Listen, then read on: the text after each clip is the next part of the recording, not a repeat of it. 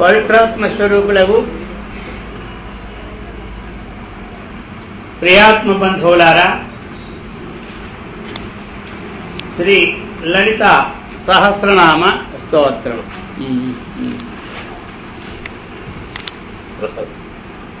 శ్రీ లలితా సహస్రనామ స్తోత్రం.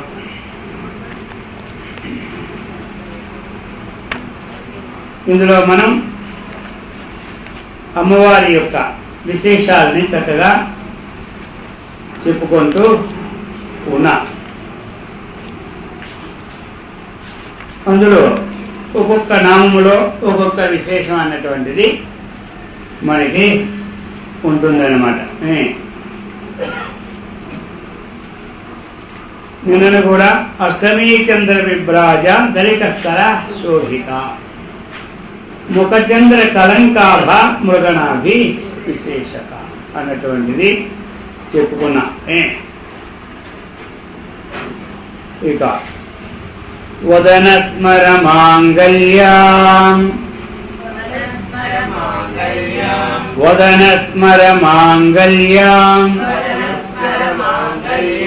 గృహతోరణ చిల్లికాం గృహతోరణ చిల్లికాం వక్రలక్ష్మీ పరివాహాం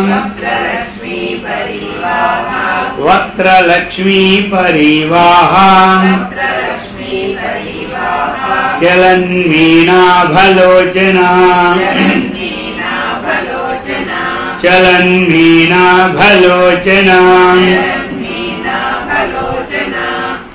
వదన స్మర మాంగళ్య గృహతోరణ చిల్లిక. అది ఒక పదం. వదన స్మర మాంగళ్య. వదనం అంటే ఏమిటి? ముఖం. వదనం అంటే ఆ ముఖం. అది ఎలా ఉంది? వదన స్మర అంటే ముఖం అనేది అది ఎలా ఉందంటే మన్మధుడు, ఆ మన్మధుని యొక్క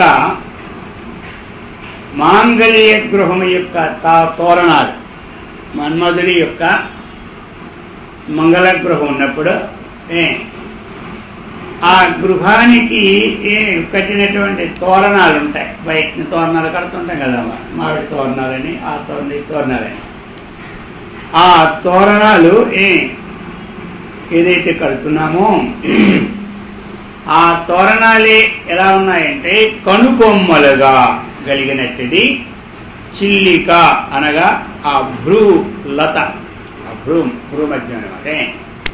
ఆ భ్రూమధ్యం లత అదేమైంది? ఆ భ్రూలత ముఖం అనేది ఆ మన్మథ మంగళ గృహానికి కట్టిన తోరణాల వల్లే ఉన్నాయట. అదేమిటి? ఇప్పుడు ఆ దేవి ముఖం అనేది మన్మథుని మంగళ గృహం కట్టిన తోరణాలు ఎలాగైతే ఉంటాయో, ఇప్పుడు చంద్రుని వంటి ముఖం మనం అంటాం కదా, చంద్రునికి ముఖం ఎలా ఉందో అలాంటి ముఖము వీడికి ఉందనంట. కాబట్టి ఎక్కడైనా ఒక వస్తువుని చూసుకుంటా వారిలాగే వీరి ముఖం ఉన్నదంట. ఇప్పుడు వారి ఉదాహరణ మనం తీసుకొస్తూ ఉన్నాం కదా ఉపమేయంలో. ఆ విధంగా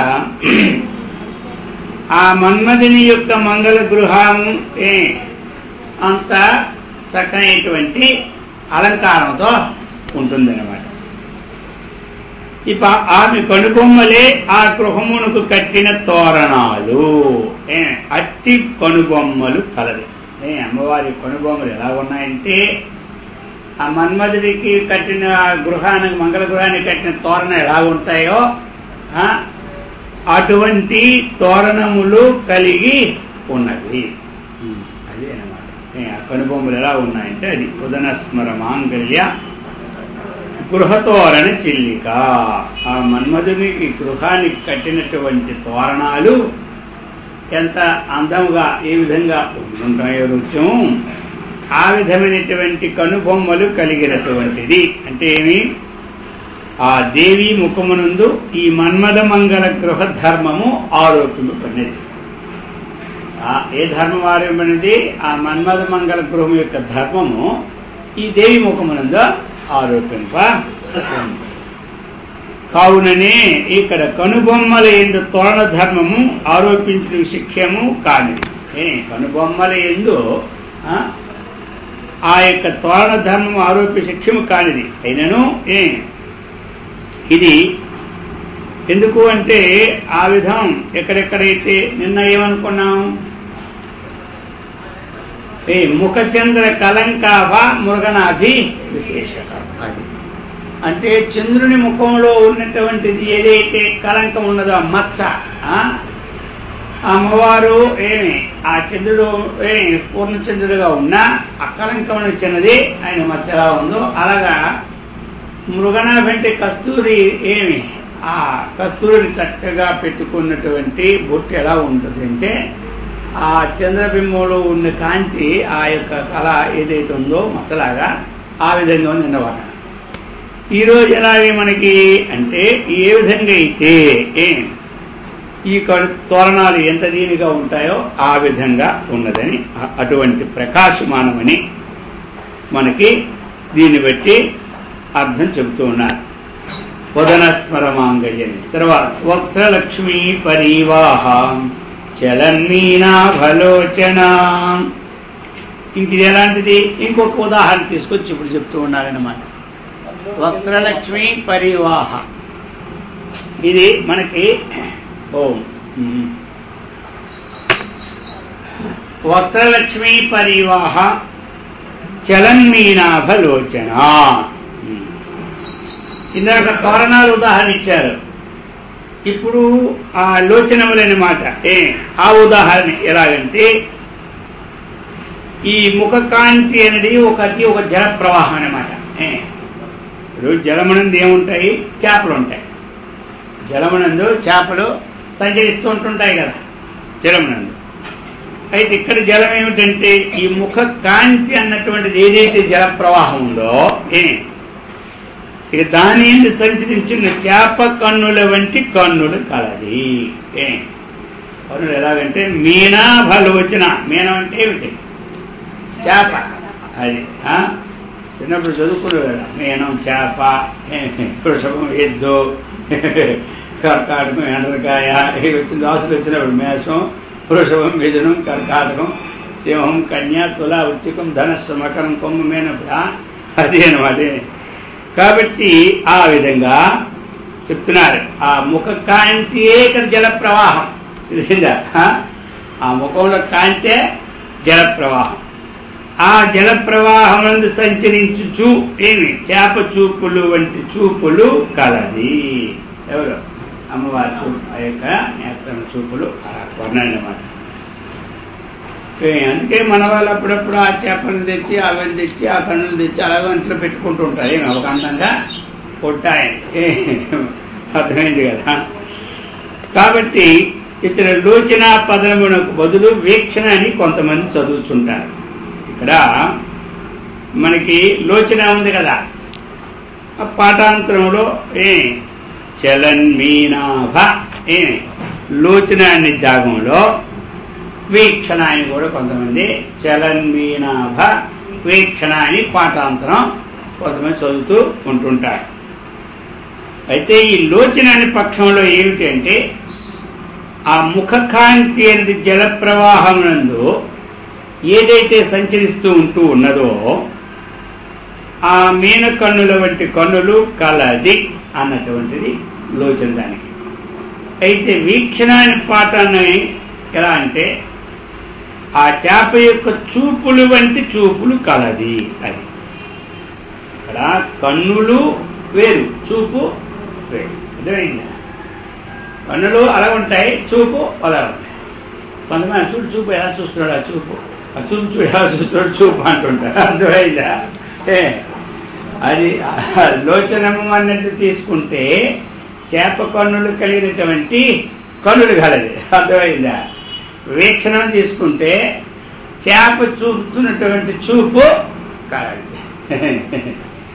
కాబట్టి ఇక్కడ ఇది రెండు అర్థాలు, లోచనము వీక్షణము. అది మొత్తం మీద రెండు కూడా మనకి ఈ విధంగా. మరి ఇక్కడ ఎట్లాగా వీక్షణం అనే దానికి ఇంకొక అర్థం చేప పిల్లలను వీక్షణం చేతనే అభివృద్ధి అవుతాయి. చేపలు వీక్షణ ఎప్పుడైతే చేప పిల్లలు తన నేత్రం వీక్షణ ఎప్పుడు చూసిందో అప్పుడే చేప పిల్లలు ఏమవుతాయి, అభివృద్ధి ఉంటాయి. అంతేగాని మళ్ళాగా అక్కడ కూర్చొని పాలు పోసేది, అన్నం తినిపించేది, ఇవన్నీ అక్కడ లేవు. చేప పిల్లలకి ఇంకా కాకి పిల్లలైనా తీసుకొచ్చి కాకి నోట్లు పెడతారు కానీ ముద్ద, అర్థమైందా? చేప పిల్లలకి తీసుకెళ్ళి నోట్లు పోసేది ఏమిలే, అర్థమైందా?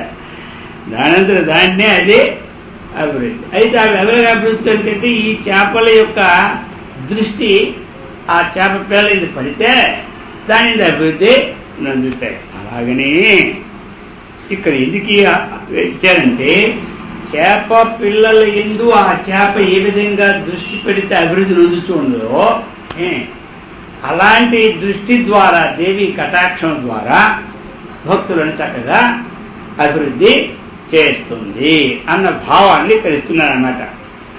ఆ విధంగా అటువంటిది అభివృద్ధి చేస్తున్నారన్నట్టు వక్రలక్ష్మి పరివాహ చలన్మీనాభ లోచన. ఆ చేప తన వీక్షణముల ద్వారా ఆ యొక్క పిల్లల్ని ఏ విధంగా అయితే అభివృద్ధి చేస్తూ ఉన్నదో ఆ దేవి ఆ వీక్షణం అంటే ఆ కృపాదృష్టి ద్వారా మనల్ని అందరినీ అభివృద్ధి చేస్తూ ఉన్నది. ఇది అన్నమాట. నవచంపక పుష్పాభాం నవచంపక పుష్పాభాం నాసాదండ విరాజితాం నాసాదండ విరాజితాం తారాకాంతి తిరస్కారీ తారాకాంతి తిరస్కారీ నాసాభరణ భాసురః నాసాభరణ భాసురః అది చెప్తున్నారు. నవచంపక పుష్పాభా నాసాదండ విరాజిత. ఇక్కడ నవచంపక పుష్పాభ నాసాదండ విరాజిత. నవ చెంపకం అన్నమాట. చెంపకం అంటే ఏంటి? సంపంగి. అది ఎలాగా క్రొత్తగా వికసించినటువంటి సంపంగ పువ్వు వలె ఉన్న ముక్కుతో ప్రకాశించుతున్నటువంటిది. అదేంటా సంపంగి పుష్పము యొక్క సంపంగి పువ్వు వలె ఉన్న ఆ ముక్కుతో ప్రకాశించినటువంటిది. అంటే ఇది కేవలము మొగ్గ కాక పూర్తిగా వికసించినది కాక, అది మొగ్గ కాదు, పూర్తి వికసించింది కాకుండా ఉన్నట్టు ఏదైతే ఆ మధ్యలో ఉన్నటువంటి సంపంగ పువ్వు ఉన్నదో అటువంటి సంపంగ పువ్వుతో సమానమైన నాసాదండముతో ప్రకాశించుతున్నది. అమ్మవారి యొక్క నాసాదండము ఏ విధంగా ప్రకాశిస్తున్నది అంటే ఆ ముక్కు చెబుతున్నారు ఇప్పుడు. అది పూర్తిగా వికసించినది కాదు, పూర్తిగా మొగ్గకున్నది కాదు. ఆ మధ్యలో ఉన్నటువంటిది ఆ సంపంగి పువ్వు ఏ విధంగా అయితే ఉంటుందో ప్రకాశమానమై అటువంటి ప్రకాశమానంతో కూడినటువంటి ఈ యొక్క నాసాదండము అన్నటువంటిది వర్ణన. ఇప్పుడు అది అమ్మవారి యొక్క అవయవాలన్నీ వర్ణిస్తూ ఉన్నారు, ఎలా ఉన్నాయని. తారాకాంతి తిరస్కారి నాసాభరణ భాసురా. ఇప్పుడు చెప్తున్నారన్నమాట. ఇంకా ఇది ఎలాంటిది అంటే తారాకాంతి. ఇప్పుడు తారలు ఉన్నాయి మనకి. తారకాదేవిని తిరస్కరించి కాంతి గలదనమాట. తారల్లో ఏమిటి అంటే మంగళతార అంటే ఇది కుజతార, అర్థమైందా? ఇంకా శుక్రతార. ఈ రెండు మాత్రం తారలు కొంచెం ప్రకాశవంతమైనది. కుజతార, మంగళతార అంటారు. శుక్రతార ఆ శుక్రుడు కూడా ఇటు అటు అస్తమయం అయినప్పుడు మూడులు ఉన్నప్పుడు దీనిగా ప్రకాశమానమే ఉంటుందని. అందుచేత ఈ రెండు కూడా చక్కగా ప్రకాశవంతమైనవి. అయితే ఈ రెండిటి యొక్క ప్రకాశాన్ని కూడా తిరస్కరించి ఈ రెండిటి యొక్క ప్రకాశాన్ని కూడా తిరస్కరించి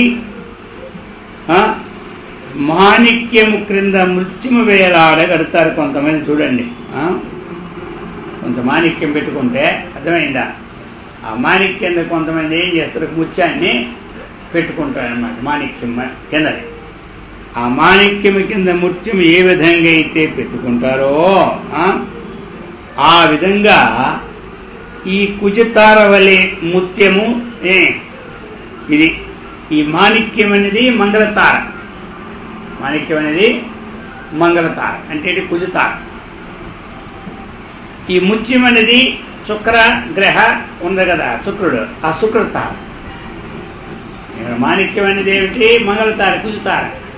శుక్రుడు అనేది అయితే ఆ మాణిక్యం కదా ముత్యంలా శుక్రతార. ఈ ప్రకాశం ఎలాగైతే ఉన్నప్పుడు దేదీప్యమానమే ఈ ప్రకాశం అందిస్తూ ఉంటాయి నక్షత్రాలు. అటువంటి దేదీప్యమానమును కూడా తిరస్కరించి ఉన్నటువంటి కాంతి కలిగినటువంటిది ఇది తారాకాంతి తిరస్కారి. ఆ నక్షత్రం యొక్క కాంతిని కూడా తిరస్కరించి నాసాభరణ భాసురా అది అన్నమాట. అటువంటి అడ్డభాసతో అంటే ఏమిటి? అటువంటి ప్రకాశమానం నాసాభరణలో ప్రకాశమానమై దేదీప్యమానమై తలుతలుకులాడుతూ ఉంటుందన్నమాట ఆ యొక్క ఇది. అందుకని ఈ మంగళ శుక్ల దేవతల కాంతిని కూడా తిరస్కరించి అడ్డభాసతో ప్రకాశించినట్టు ఒక అర్థం. మంగళ శుక్ల అంటే కుజ శుక్రుడు కాంతి తిరస్కరించు అడ్డభాసన అర్థం. తారకాదేవిని కూడా తిరస్కరించి కాంతి గల అడ్డభాసతో ప్రకాశం ఒక అర్థం. ఇక మాణిక్యము క్రింద ముత్యము కలిగిన ముక్కు నత్తుతో ప్రకాశించున్నదని ఇంకొక అర్థం. అటువంటిది అర్థం అన్నమాట. ఈ విధంగా 3-4 అర్థాలు చెప్తూ ఉన్నారు. కదంబ మంజరీ క్లుప్తా కర్ణపూర మనోహరా కదంబ మంజరీ క్లుప్తా కర్ణపూర మనోహరా తాటంకయుగలీభూత తపనోడుపమండలా తాటంకయుగలీభూత తపనోడుపమండలా చెప్తున్నారు ఇక్కడ. తాటంక యుగలం, తాటంకం అంటే ఏమిటి? చెవులైనమాట. అర్థమైందా? అవి కర్ణాభరద్వయం ఇచ్చే 2 చెవులకి మనమే పెట్టుకుంటారు కదా ఏ వస్తువులు. అది పూర్వం అన్ని గంటల్లా పెట్టుకుంటారు చిన్న చిన్నవి. అది ఇప్పుడు గంటలు లేవు, ఏమేవి లేవు. అది రింగులా ఏం పేరు? రింగులు పెట్టి దానికి అవి పెట్టేవారు. రింగులు పెట్టి చిన్న గంటలు. ఇప్పుడు ఆ గంటలు రింగులన్నీ ఎగిరిపోయినా ఇప్పుడు అది షార్ట్ కట్ అనమాట. అర్థమైందా? ఆ బరువులు ఇప్పుడు ఎవరు మోస్తారా? అప్పుడు ఇలా గొడుసులు వేసుకుంటే ఇన్ని కాసులు ఉండేవి అనమాట. అర్థమైంది? ఇప్పుడు ఆ కాసులు మోసేవాడే లేడు. అప్పటికిప్పటికి అన్నీ తేడాలే. అప్పుడు గిన్నె ఇంతంత గిన్నె, ఆ గిన్నె 20 కేజీలు ఉండేది అనమాట. కంచు గిన్నెలు ఎన్ని అవి. ఆ గిన్నె ఇప్పుడు ఎత్తడానికి ఎవరు శక్తి. ఆ గిన్నెలో వేసుకొని తినేవారు. ఆ గిన్నె నిండా మధ్య పోసుకొని అలా ఇది దాగేసేవాళ్ళు అనమాట. అర్థమైందా? ఇప్పుడు ఆ గిన్నె ఎత్తారంటే అది ఒక 10-15 కేజీలు. ఇప్పుడు అక్కడే పడేస్తారు మజ్జిగ మార్గంగా. అప్పుడన్నీ కూడా బరువుగా ఉండే వస్తువులు ఉంటే గౌరవంగా ఉండేవి. అవన్నీ ఇలా అట్టలా పెట్టి దాని మీద పెట్టుకుండేవాడు రాగానే కనబడడానికి. ఇది ఇంత బరువైన గిన్నెలు ఇవన్నీ ఉన్నాయి. ఇప్పుడు ఆ గిన్నెలు లేవు, ఇప్పుడు అన్ని షోకేస్లో అంత తేలిక అనమాట. అంతకన్నా రేట్ ఎక్కువ. అయితే ఉప్పు కింద పడిపోయి 3 ముక్కలు అయిపోతాయి. అలాంటి ఇప్పుడు అర్థమైంది. అందుకని చెప్తూ ఉన్నారు. ఇప్పుడు ఎలాగైతే మనము ఆ యొక్క తాటంక ఇది కదంబ మంజరి క్లుప్త కర్ణపూర మనోహర. అది కదంబ మంజరి, కదంబ పుష్పాలు. ఈ మధ్యన మనం చూశారు కదా మీరు, కదంబ పుష్పాలు ఎంతెంత అసలు తెస్తుంటారు ప్రవర్తిస్తారండి. అవి కదంబ పుష్పాలు. వాటికి తెలుగులో ఏమంటారు, కడిమి పూలు కూడా అంటారనమాట. సంస్కృతంలో కదంబ వనవాసిని ఉంది కదా, ఆ కదంబ పుష్పాల చెట్ల కింద అమ్మవారు ఇప్పుడు ఉంటారు. అందుకని అటువంటి కదంబ మంజరి, మంజరి అంటే సమూహం అనమాట. అది కడిమి పూల గుత్తులను, ఆ కడిమి పువ్వుల గుత్తులు ఆ కదంబ మంజరి గుత్తులను చెవులు పై భాగమునందు ఆభరణముగా ధరించుడిచే అందముగా ఉన్నట్టుది. మనం ఈ వెలవేటి పెట్టుకుంటామో ఆ చెవుల దగ్గర ఆ కదంబ పుష్పాలతో అమ్మవారు పెట్టుకున్నప్పుడు అందంగా ప్రకాశిస్తున్నది. అది చెప్తున్నారు. కదంబ మంజరి క్లిప్త కర్ణపూర మనోహర, ఆ పూర్ణముగా మా చక్కనైనటువంటి అందముగా ఉన్నటువంటిది అని. అంటే కర్ణభూషణముతో సుందరముగా ప్రకాశింపబడుతూ ఉన్నది. ఇక తాటంక యుగలీభూత తపనోడుపమండల చెప్తున్నారు. ఇక్కడ తాటంక యుగలీభూత, మళ్ళీ అక్కడ కర్ణపూరం ఇచ్చినారు, మళ్ళీ తాటంకం అంటే ఏమిటి, ఇదే అనమాట. ఈ రెండు చెవులు. ఇంకా ఎట్లా ఈ రెండు చెవుల్ని పోలుస్తున్నారంటే తపన ఉడుప మండల. అయిందా? ఇక్కడ రెండు అనమాట, తపన ఉడుప మండల. ఒకటి తపనం సూర్యుడు, రెండో ఉడుపు చంద్రుడు. అయిందా? సూర్యుడు చంద్రుడు. ఇక ఆ రెండు ఎలా ఉన్నాయంటే, ఈ చెవి మనం పెట్టుకుంటాం కదా, దుద్దులు అంటారా ఏమంటుంటారు కదా తెలుగులో, పోగులు దుద్దులు. ఆ సూర్య చంద్రులే వీరికి ఆ దుద్దులుగా ప్రకాశం అవుతున్నారు. అర్థమైందా? ఓ పక్క సూర్యుడు, ఓ పక్క చంద్రుడు, ఒక పక్క సూర్యమండలం, ఓ పక్క చంద్రమండలం. ఈ రెండును ఏది దేవికి దుద్దుల చేతగా చేయబడినట్టు. అర్థమైందా? ఇక మామూలు సూర్యుడు ఎక్కడో ఉంటేనే మనకు మండిపోతా అంత ప్రకాశం. ఇక ఆ రెండు సూర్యుడు చంద్రుడు దుద్దులుగా ఉంటుంటే ఇంకెంత ప్రకాశం, అంత ప్రకాశమానమే. ఇంకా ఏమిటి, కొన్ని దగ్గరలా మనకి చెప్పుకొచ్చారు. ఏమని, సూర్యచంద్రోస్తనో దేవ్యాః తావేవ నయనే స్మృతే ఉభౌ తాటంక యుగలమిత్యేషా వైదికీ శృతిరితి. వైదికీ శృతి అనేది ఒకటి చెప్తూ ఉన్నది. ఏమిటంటే, అయా దేవ్యాః స్తనౌ సూర్యౌ చంద్రౌ. అది దేవి యొక్క స్తనములు కూడా ఏమి, సూర్యుడు ఒక పక్క, చంద్రుడు ఒక పక్క. దేవి యొక్క నేత్రాలు ఏమి, దేవికి చెవికమ్మలుగా అయినాయి. ఎవరు? ఆ సూర్యుడు చంద్రుడు. అర్థమైందా? దేవికి నేత్రాలు, దేవికి చెవికమ్మలు, ఇవన్నీ ఏమిటి, సూర్యుడు చంద్రుడు. నేత్రాలు కూడా సూర్యచంద్రుడే. ఆ చెవికున్నటువంటి కమ్మలు ఏమి, దుద్దులు అనుకుంటాను తెలుగులో, ఆ యొక్క ఆభరణాలు కూడా సూర్యుడు చంద్రుడు. అది అనమాట అని వైదిక శృతి కూడా చెబుతూ ఉన్నది అని చెప్పారు. పద్మరాగశిలాదర్శాం పద్మరాగశిలాదర్శాం పరిభావ కపోలు భూః పరిభావి కపోల భూః నవవిద్రుమ బింబశ్రీ నవవిద్రుమ బింబశ్రీ న్యక్కారి దశనచ్చదాం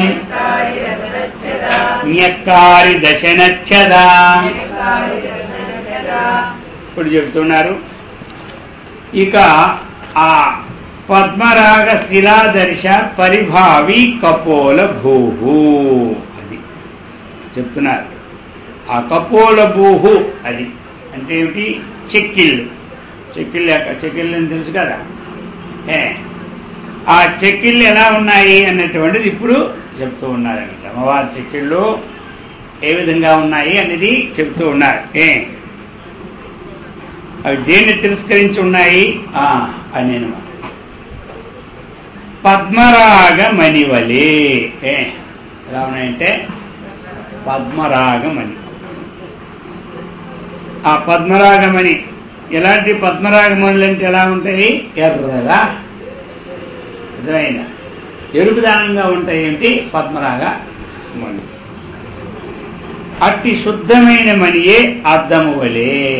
ఆ ఎరుపుదానంగా ఉన్నటువంటి మణి ఒక అద్దము మాదిరిగా ప్రతిబింబమును గ్రహించినే కాక ఎర్రగా కూడా ఉంటుందన్నమాట. ఇక్కడ అర్థమేంటి? అట్టి పద్మరాగ శిలా దర్శనములను దేవి చెక్కిళ్ళు తిరస్కరించుచున్నవి. అర్థమైందా? పద్మరాగ శిలా దర్శనం అనేవి, ఆ పద్మరాగమణులు అనేవి ఎర్రగా ఉండి మంచి ప్రకాశవంత వెలుగుతూ ఉంటాయి. ఆ ఎరుపు ఏ విధంగా అయితే ఉంటాయో దేవి యొక్క చెక్కిళ్ళు ఆ ఎరుపు కంటే ఇంకా ప్రకాశమాన ఎరుపుగా ఉంటాయి. అర్థమైందా? ఆ పద్మరాగ మణుల్నే తిరస్కరిస్తున్నాయి. మనం ఆ పద్మరాగమణి పెట్టుకుంటే చాలు, అది ఎంతో దివ్యంగా భయంగా మనం భావించుకుంటాం. కానీ ఆ దేవి చెక్కిళ్ళ దగ్గర ఈ పద్మరాగ మణులు కూడా ఏమీ పనిచేయి, అలా ఉంటాయి, ఎర్రగా ఉంటాయి. కాబట్టి దానికంటే ఎక్కువ ఎర్రగా ఉండి దగ్గరున్న కామేశ్వర ప్రతిబింబమును గ్రహించుచున్నది. కాబట్టి ఈ విధంగా పద్మరాగ శిలాదర్శ పరిభావి కపోల భూహు చెప్తున్నారు. నవవిద్రుమ బింబశ్రీ జ్ఞకారి రదనచ్చద. అది ఇక్కడ చెప్తున్నారు. ఇప్పుడు నవ విద్రుమ బింబశ్రీ. ఇందాకేం చెప్పారు? పద్మరాగమణులు చెప్పారు. ఇప్పుడు విద్రుమ ఉదాహరణ తీసుకున్నారు. విద్రుమ అంటే ఏమిటి? పగడములు. అర్థమైందా? విద్రుమ అంటే పగడాలన్నమాట. ఇప్పుడు ఎలాగా ఆ పగడముల యొక్క నూతన కాంతిని ఇప్పుడు దేనికి ఇది చెప్తూ ఉన్నారు? ఆ యొక్క పెదవులు ఎలా ఉన్నాయని చెబుతున్నారు. ఇందాక చెప్పింది దేనికి చెప్పారు? చెక్కిళ్ళు. ఇప్పుడు దేవి యొక్క పెదవులను వర్ణిస్తూ ఉన్నారన్నమాట. ఆ పెదవులు ఎలా ఉన్నాయంటే నవవిద్రుమ అంటే ఏమిటి? కొత్తగా కొత్తవైనమాట. నవ అంటే ఏమిటి? కొత్తవి. ఆ కొత్తవైనటువంటి పగడాలు ఎలా ఉంటాయి? ఒక నూతన కాంతిని ప్రకాశింప చేస్తూ ఉంటాయి. ఆ కాంతిని దొండపండు నూతన కాంతి, దొండపండు కూడా ఒక ఎరుపుగా కాంతిని చేస్తూ ఉంటాయి. ఈ కాంతిని, దొండపండు నూతన కాంతిని తిరస్కరించినటువంటి పెదవులు. వాళ్ళ పెదవులు ఉన్నాయా? ఆ యొక్క పగడముల యొక్క నూతన కాంతిని తిరస్కరిస్తుంది, ఆ దొండపండు యొక్క నూతన కాంతిని. అంతకంటే ఆ రంగులు, ఆ పెదవులు అటువంటి శోభాయమానంగా ఉంటున్నాయని చెప్తున్నారు. అందుచేత ఎర్రని రంగు నూతన శోభ కలిగినవని విశేషణమిచ్చే, ఎర్రని పెట్టి నూతన శోభ కలిగిన విశేషణమిచ్చే ఇప్పుడు చెప్తున్నారు. మొట్టమొదట దొండపండు ఎలా ఉంటుంది? ఆకుపచ్చ వర్ణంగా ఉంటుంది. అది పండిన తర్వాత ఏమవుతుంది?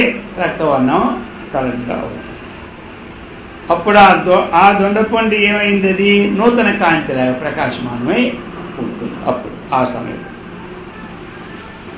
అయితే అవన్నీ కూడా మొదట పచ్చగా ఉంటుంది దొండపండు, తర్వాత ఎరుపోతుంది. అది కానీ దేవి పెదవులు మాత్రమే ముందు పచ్చగా ఉండి తర్వాత ఎరిపోయినవి కావు. అది చెప్తున్నారు.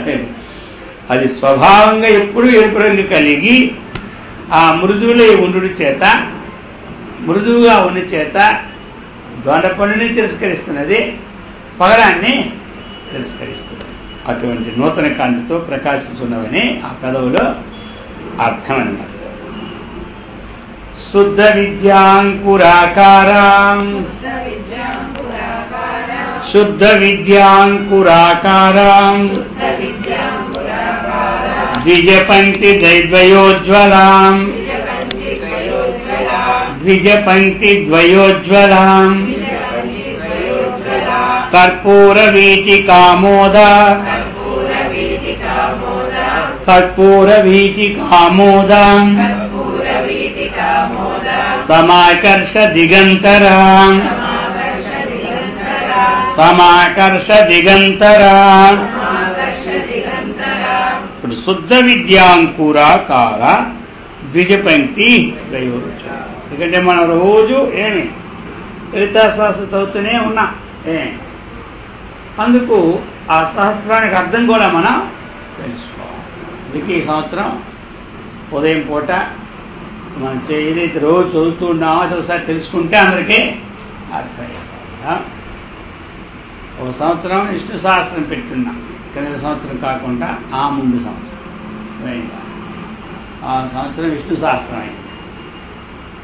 కాబట్టి ఈ సంవత్సరం లలితా సహస్రం ఎందుకు అంటే మనం చదువుతున్నటువంటి నామాలు ఏమిటి ఆ విషయం రోజు మనం చదువుతుంటాం కదా, రోజు కొలుస్తుంటాం కదా. అందుకని ఒక్కసారి అర్థాన్ని మనం బాగా తెలుసుకుంటే ఇంకా ఫలవంతంగా మనస్సు ఏకాగ్రత అవుతుంటాం. అది శుద్ధ విద్యాంకురాకార ద్విజపంక్తి ద్వయోజ్వల అది చెప్తున్నారు ఇక్కడ. శుద్ధ విద్యాంకుర శుద్ధ విద్య అంకురాకార ద్విజపంక్తి ద్వయోజ్వల. ఇక్కడ శుద్ధ విద్య అంటే సాభవతి శుద్ధ విద్య, ఆ విధంగా ఉంది శుద్ధ విద్య అవుతున్నది అని భాష్యకారు రాస్తూ, యా ఇదంతాహంత ఇదంత అహంతయో అభేదమతి ఇత్యుక్తే. అది దత్తాత్రేయ సంహితాదిషు శ్రీ విద్యాయాః తాదృశ అభేదపరత్వేన వ్యాఖ్యానాత్మైవ ఏమి శుద్ధ విద్య ఉచ్యతే. ఇక్కడ శుద్ధ విద్య అని రాశారు. శుద్ధ విద్య అంటే ఏమిటి? ఇక్కడ రాసినటువంటిది ఇదం అహం ద్వయోర్మధ్యే అభేద. ఇదం అహం. ఇదం అంటే ఏమిటి? ఇదం దృశ్యమానం ప్రపంచం జగత్. ఇదం నపుంసకలింగం కాబట్టి ఇదం దృశ్యమానం కనబడుతున్నటువంటి ప్రపంచం అనండి, జగత్ అనండి, ఏదైనా అర్థమైంది. కాబట్టి ఇదం తర్వాత ఏమిటి? అహం. అహం అంటే ఎవరు? నేను. అహం అంటే నేను అనమాట. ఏది కనబడుతూ ఉన్నటువంటిది ఇదం శబ్దం చేత ముందు ఉన్న వస్తువుని ప్రయోగించాము. ఇదమంటే ఇది. నిజ సంలాప మాధుర్యా నిజ సంలాప మాధుర్యా వినిర్భర్చిత కచ్చపి వినిర్భత్సిత కచ్చపి మందస్మిత ప్రభాపూరా మందస్మిత ప్రభాపూరా మజ్జత్కామేశ మానసాం మజ్జత్కామేశ మానసాం చెప్తున్నారు. నిజ సంలాప మాధుర్య వినిర్భస్థిత కచ్చపి మందస్మిత ప్రభాపూర మజ్జత్ కామేశ మానస. లలితాదేవి యొక్క అవయవ విశేషాలన్నీ కూడా వర్ణన చేస్తూ ఉన్నారు. అది ఆ యొక్క ఆయుధాలు, అవయవాలు ఇవన్నీ కూడా వర్ణన చేస్తూ ఉన్నారు.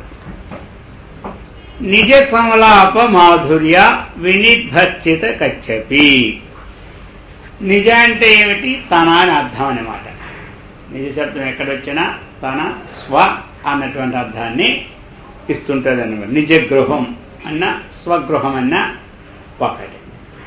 స్వగృహం అన్న అర్థం తన యొక్క గృహం, నిజ గృహం అన్న తన యొక్క గృహం, అంతేగా. ఇప్పుడు కొంతమంది నిజంగా నీకుందా గృహం అంటే ఏంటి, నిజంగా అంటే నీకు తన యొక్క గృహం అయిందా లేదా అది. కాబట్టి ఇక్కడ తన సల్లాప మాధుర్యముచే సరస్వతి వీణను కూడా తిరస్కరించినట్టిది. కచ్చపి అంటే ఏమిటి, సరస్వతి దగ్గర ఉన్నటువంటి వీణని కచ్చపి అంటారు.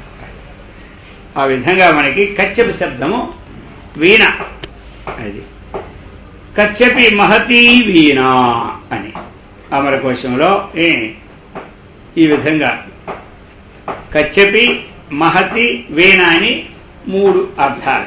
వీణన్నా అదే, కచ్చపి అన్నా అదే, మహతి అన్నా అదే. కాబట్టి నారదుడి దగ్గర ఉన్న వీణ పేరేమిటి, మహతి అని పేరు. అది సరస్వతి దగ్గర ఉన్న వీణ పేరు కచ్చపి అని పేరు అన్నమాట. ఆ విధంగా కొంతమంది పేర్లు విశ్వావసుని వీణ పేరు బృహతి అని పెట్టున్నారు, తుంబురుని వీణ పేరు కళావతి అని ఉన్నాయి. ఈ వీణలో ఆ విధంగా కొన్ని ఉన్నాయి.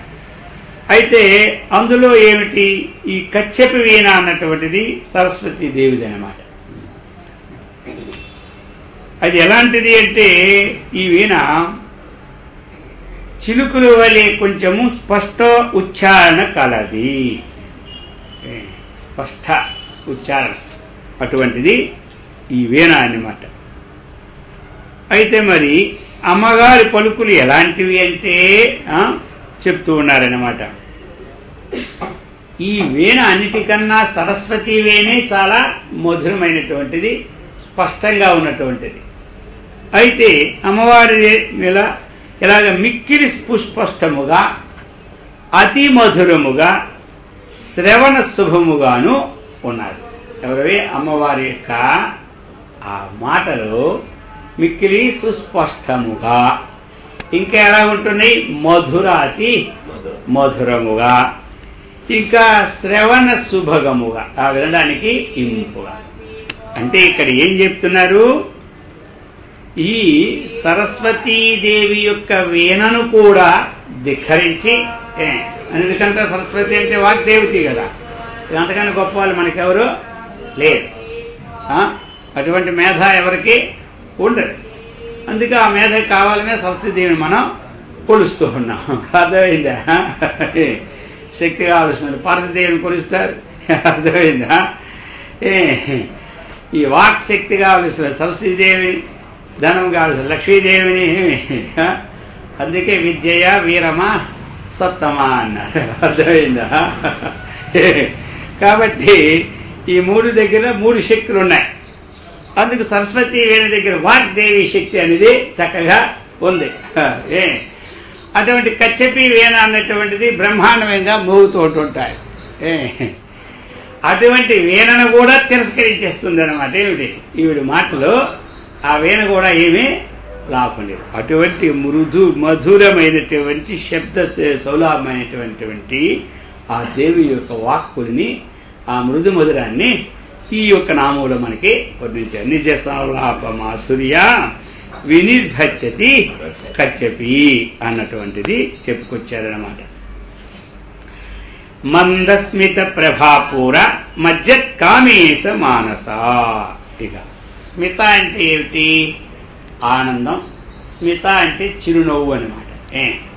అది ఇక స్మిత, మందస్మిత అంటే తన చిరునవ్వు. ఎవరి చిరునవ్వు, అమ్మవారి యొక్క చిరునవ్వు. కాంతి ప్రవాహం నందు మునుగుచున్న కామేశ్వరుని మనస్సు కలది. సూక్ష్మంగా తన చిరునవ్వు ఎలాంటిది అంటే కాంతి ప్రవాహం నందు మునుగుచున్న ఆ కామేశ్వరుని యొక్క మనస్సు అలాంటి. కామేశ్వరుడు అంటే ఎవరు, వస్తూనే ఉంటుంది కామేశ్ శబ్దం మనకి. కామేశ జ్ఞాత సౌభాగ్య మార్దవురు ద్వయాన్విత అని మళ్ళీ శ్లోకం నుంచి మనకి వస్తూనే ఉంటారు. కామేశ్వరుడు అంటే ఎవరు, పరమేశ్వరుడు అనమాట. కామేశ్వరుడు అంటే పరమేశ్వరుడే కామేశ్వరుడు అనమాట. కాబట్టి ఇక్కడ ఎలాగా అంటే చెప్తున్నారు, ఈ కామేశ్వరుడిని ఇంకో పేరు అనమాట రాజరాజేశ్వరుడు. దీని పేరు ఇంకోటి రాజరాజేశ్వరుడు అంటారు. రాజరాజేశ్వరుడన్నా ఆయనే. అంటే రాజానాం రాజ, ఇతడు మనుష్యానాం చెప్పారు కదా మనకి, మనుష్యుల్లో రాజును నరాణాంచ నరాజును అన్నారు కదా, నరుల్లో రాజును నేను అన్నారు. కాబట్టి అటువంటి రాజులందరికీ రాజు ఇతడు. అది కామేశ్వరుడు రాజు, రాజాదిరాజు అంటే రాజరాజేశ్వరుడు అని పేరు. ఆ కామేశ్వరుని మనస్సు ఎలాంటిది? మనస్సుని తన చిరునవ్వు కాంతి ప్రవాహం నుండి మునుగుచున్నది. మునుగుచున్నది అంటే పూర్తిగా మునిగిపోలేదు. లోకములో నీళ్ళ ఎందు మునిగిన వాడు ఎలా ఉంటాడు? నీళ్ళలో మునిగిపోయినాడు ఒకడు, వాడికి ఏం ఈత రాదు, వాడు నీళ్ళలో మునిగిపోయినాడు. ఇప్పుడు ఎలా ఉంటాడు?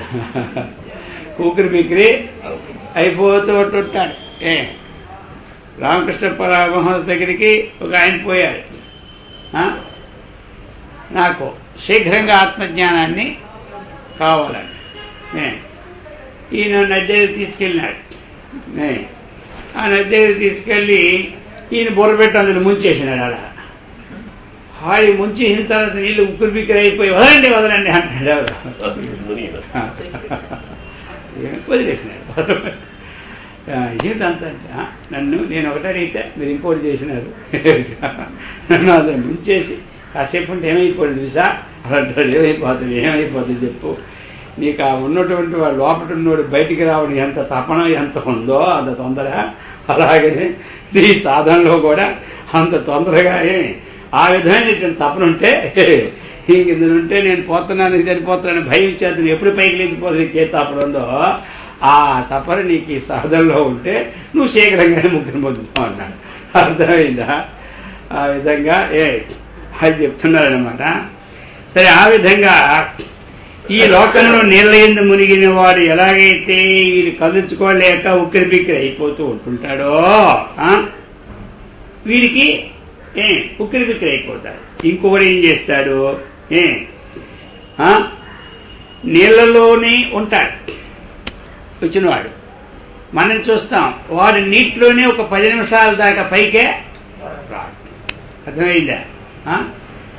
వాడు ఇక్కడ మురుగుతాడు, ఇంకెక్కడో వెళ్ళి తేలుతుంటాడు. అర్థమైంది లేదా? వాడికి ఎలా ఉంది? వీళ్ళు ఉక్కిరి బిక్కిరి ఉందా? వాడికి ఆనందంగా ఉంది, వీడికి ఉక్కిరి బిక్కిరిగా ఉంది. వాడు ఇక్కడ నీళ్ళు మురుగుతాడు, వాడు పోటీలు వేసుకుని నువ్వు ఎంత దూరం తేలుతావు, నేను ఎంత దూరం తేలుతాను. ఒకరు ఇక్కడ మురిగి అక్కడ తేలుతుంటాడు. వాడు అంతవరకు వాడికి ఎలాగుంటుంది? ఆనందంగానే ఉంటాడు.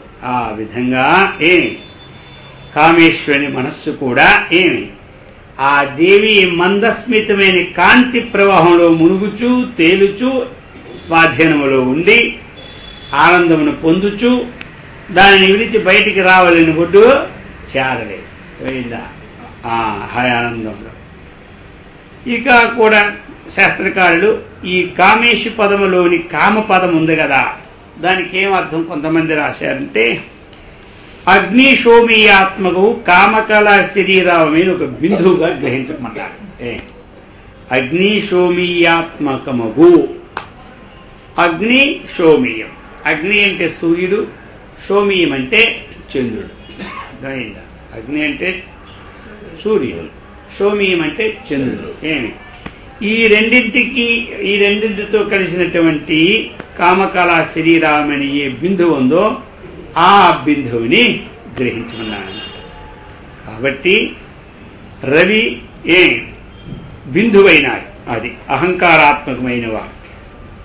దీనిలో ప్రకాశ విమర్శలు అనేక సారస్యంగా పొందినవాడు. కాబట్టి అటువంటి బిందు స్వరూపమైనటువంటి ఆనందాత్మకమైనటువంటిది అని ఈ ప్రకారంగా మనకి కామే మందస్మితి ప్రభాపూర మధ్యత్ కామేశ మానస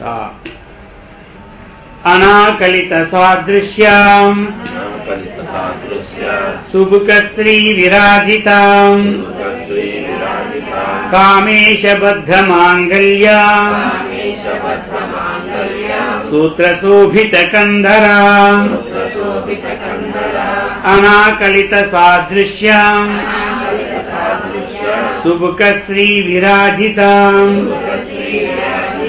కామేశబద్ధ మాంగళ్య సూత్రశోభిత కంధరా చెప్తున్నారు. అనాకలిత సాదృశ్య సుముఖ శ్రీ విరాజిత కామేశబద్ధ మాంగళ్య సూత్రశోభిత కంధరా. అనాకలిత సాదృశ్య అన్నారన్నమాట. ఆకలితం అనాకలితం, నాకలితమితి అనాకలితం. అనాకలిత సాదృశ్య అది అంటే ఆ యొక్క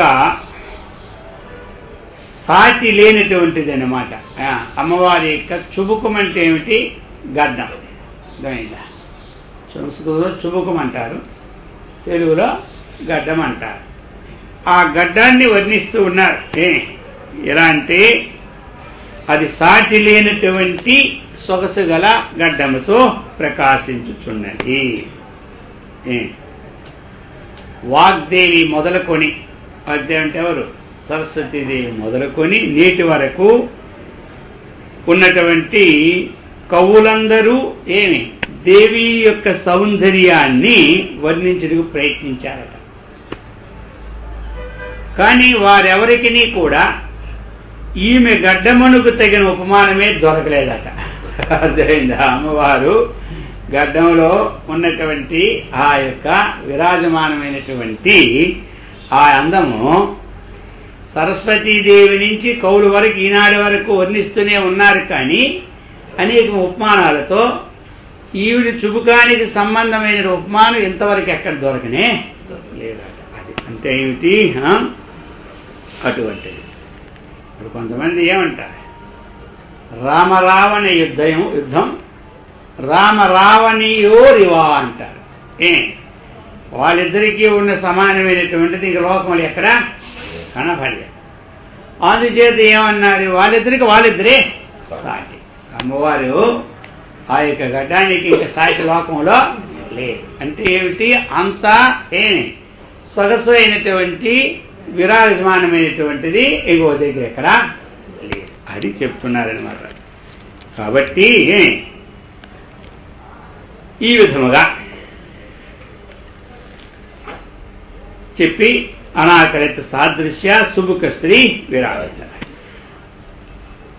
కామేశ బద్ధ మాంగళ్య సూత్రశోభిత కంధరా.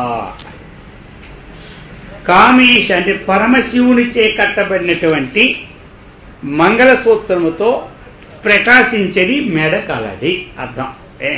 దాని సామాన్యార్థంగా పరమశివునిచే కట్టబడిన కామేశ బద్ధ మాంగళ్య. కామేశ అంటే ఎవరు? ఆ పరమశివుడు. ఆ పరమేశ్వరునిచే మాంగళ్యం, బద్ధం అంటే ఏమిటి? కట. అది సూత్రశోభిత కందర. ఆ మంగళసూత్రంతో ప్రకాశించినటువంటి మెడ ఎవరిది? అమ్మవారి. పరమశివుడు దేవి మెడలో ఈ మంగళసూత్రము కట్టారు. ఆ సౌభాగ్య సూత్రముతో ఏమైంది? ఈమె మెడ చక్కగా ప్రకాశిస్తుంది అన్నమాట. అందుచేత ఈ మంగళసూత్రం ఏమైంది? కామేశ్వరుని యొక్క బ్రతుకునికే కారణము అయిందన్నమాట.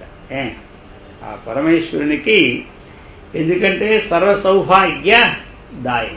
ఎప్పుడూ కూడా సౌభాగ్యం కావలసిన వారు ఆ అమ్మవారిని ప్రార్థిస్తారు. అందుచేత ఈ యొక్క కామేశ్వరుని యొక్క జీవనానికి కారణం ఏమైంది? బ్రతుకునకు ఈ మంగళసూత్రమే కారణమైంది పరమేశ్వరుని యొక్క అని ఒక అర్థం. సరే, ఇంకా భాష్యంలో ఇంకొక అర్థం, ఇది మొదటి అర్థం. ఇంకొక అర్థాన్ని కూడా అన్వయం చేస్తున్నారు. కామశబ్దము చేత ఏమిటంటే మన్మధుని గ్రహిస్తారు. అంతే కదా, కామశబ్దం చేత మన్మధుని ఒకనొక సమయంలో తన యొక్క త్రినేత్రంతో మన్మధుడిని ఏం చేసినాడు? భస్మం చేసేసినాడు. అర్థమైందా? ఆ మన్మధుని సంహరించి విరాగి ఈయనేమిటి, ఇంక మన్మధుడు లేకపోతే ఇంకెవరికి లోకంలో కామం ఎక్కడ ఉంటుంది?